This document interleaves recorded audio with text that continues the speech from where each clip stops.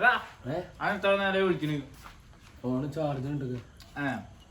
ആ വിഷ്ണു എന്തിനാ വിളിക്കുന്നുണ്ട് പോണ്ടേ വാ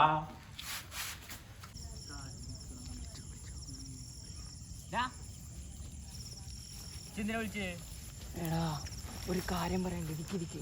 എന്താ? ഞാനേ ഇന്നലെ വരുമ്പോഴേ ആ വീട്ടിൽ നിന്നൊരു വെളിച്ചം കണ്ടു. ആ വീട്ടിൽ നാഗമാണിക്കാണോ എന്നൊരു സംശയം. നാഗമാണിക്കാ അതൊന്നും ഇല്ലടാ. എന്താടാ നാഗമാണിക്കാത്ത?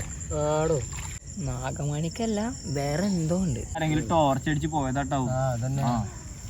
ആളില്ലാത്ത വീട്ടിലെവിടെയാണ് ടോർച്ച്? എടാ ഞാൻ ഇന്നലെ ആ വീടിൻ്റെ കൂടെ നടന്നു വരുമ്പോഴേ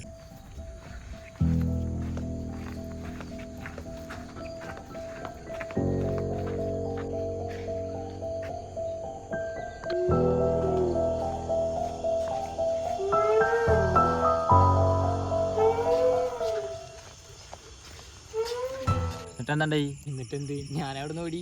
അതിനിപ്പോ ഞങ്ങളെന്ത് വേണോ? നമുക്ക് എന്നാ വീട്ടിൽ കയറിയാലോ? ആ വീട്ടിലേക്കാണ് ഞാൻ ചേട്ടാ. അന്നത്തെ കാര്യങ്ങൾക്ക് അറിയണല്ലേ.